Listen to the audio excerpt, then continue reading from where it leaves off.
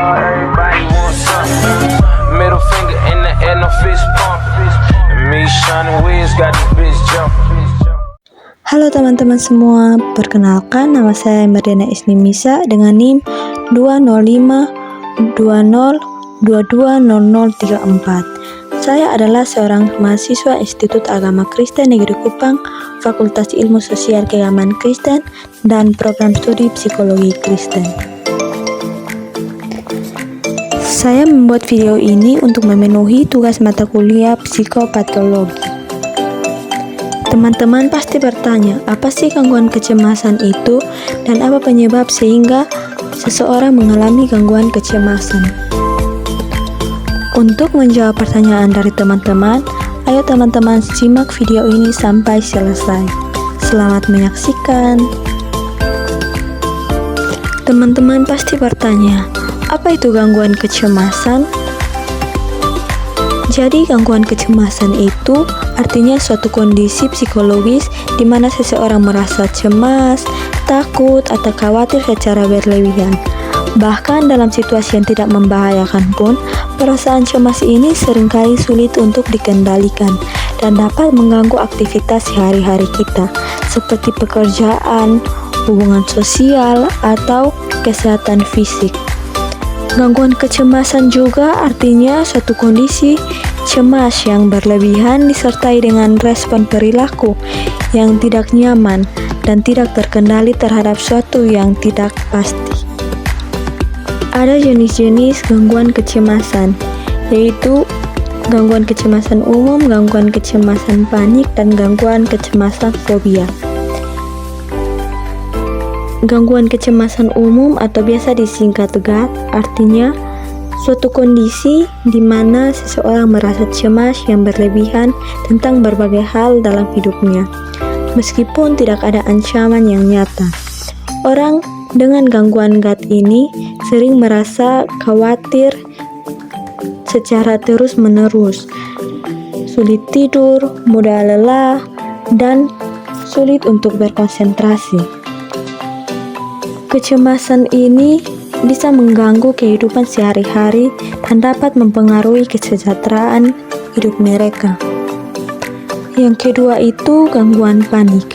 Gangguan panik artinya suatu kondisi di mana seseorang mengalami serangan panik mendadak dengan gejala seperti detak jantung cepat, sesak napas, dan merasa takut yang berlebihan. Serangan ini biasanya berlangsung beberapa menit dan bisa membuat seseorang merasa seperti sedang dalam bahaya, meskipun tidak ada ancaman yang nyata. Yang ketiga itu gangguan fobia.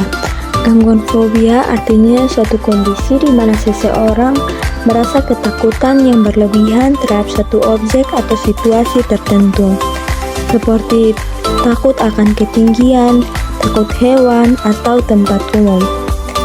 Ketakutan ini seringkali tidak rasional dan bisa membuat seseorang menghindari hal-hal yang memicunya, meskipun tidak ada ancaman yang nyata.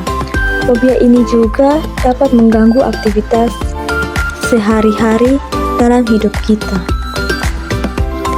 Ada beberapa gejala-gejala dalam gangguan kecemasan. Yang pertama itu gejala fisik, yang kedua itu gejala emosional, dan yang ketiga itu gejala perilaku. Gejala fisik itu contohnya seperti detak jantung cepat, sesak napas, berkeringat, gemetar, pusing, mual, dan kelelahan. Sedangkan gejala emosional, penderita akan merasa takut atau khawatir secara berlebihan, cemas yang mengganggu aktivitas dan sulit untuk berkonsentrasi. Yang ketiga itu gejala perilaku. Penderita akan menghindari situasi tertentu, perubahan pola tidur, dan perasaan tegang dalam dirinya. Ada beberapa faktor penyebab gangguan kecemasan. Yang pertama itu faktor genetik, yaitu adanya kecenderungan untuk mengalami gangguan kecemasan itu dapat diturunkan dalam keluarga. Jika ada anggota keluarga yang memiliki gangguan kecemasan, risiko seseorang mengalaminya juga akan lebih tinggi. Yang kedua itu faktor lingkungan. Pengalaman masa kecil yang penuh tekanan seperti kekerasan fisik, emosional, atau pelecehan seksual, kehilangan orang terdekat, perceraian, masalah keuangan, pindah tempat tinggal, perubahan pekerjaan, atau menjadi orang tua dapat memicu kecemasan perubahan yang signifikan terhadap peningkatan risiko gangguan kecemasan. Yang ketiga itu faktor psikologis, di mana pola pikir negatif biasanya berpikir berlebihan, memikirkan hal yang buruk yang mungkin akan terjadi, atau menganggap situasi sehari-hari sebagai ancaman besar. Itu bisa memicu gangguan kecemasan. Kecenderungan untuk fokus pada kekhawatiran seringkali akan membuat penderita terperangkap dalam pola pikir yang memperburuk kecemasan. Adapun strategi penanganan gangguan kecemasan dengan cara pengobatan. Pengobatan ini dibagi menjadi dua, yaitu yang pertama itu antidepresan. Beberapa jenis obat antidepresan seperti selective serotonin reuptake inhibitors atau SSRIs. Obat ini sering digunakan untuk mengatasi gangguan kecemasan. Yang kedua itu pengobatan benzodiazepin. Obat ini dapat digunakan dalam jangka pendek untuk mengatasi kecemasan akut. Tetapi karena potensi kecanduan sehingga biasanya tidak dianjurkan untuk penggunaan jangka panjang. Ada juga strategi pengelolaan gangguan kecemasan. Yang pertama itu terapi secara kognitif perilaku atau CBT. CBT ini dapat membantu mengidentifikasi dan mengubah pola pikir negatif yang menyebabkan kecemasan, serta mengajarkan cara menghadapi situasi cemas dengan lebih rasional. Yang kedua itu relaksasi dan pernapasan. Teknik seperti pernapasan ini dalam relaksasi atau otot progresif dapat membantu menurunkan ketegangan fisik dan penenangan sistem saraf sehingga mengurangi kecemasan. Yang ketiga itu mindfulness, yaitu praktik mindfulness melibatkan fokus pada saat ini tanpa menghakimi, yang membantu mengurangi kecemasan dengan menghindari pikiran secara berlebihan tentang masa depan atau masa yang sudah berlalu. Yang keempat itu olahraga dan aktivitas fisik. Aktivitas fisik seperti berjalan, berlari, atau yoga.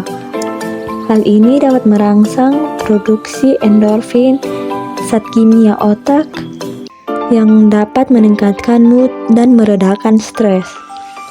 Yang kelima itu pengatur tidur. Tidur dengan cukup dan berkualitas ini dapat membantu menjaga keseimbangan emosi dan mental, mengatur rutinitas tidur, dan menghindari stimulus seperti layar ponsel. Ini dapat memperbaiki kualitas tidur.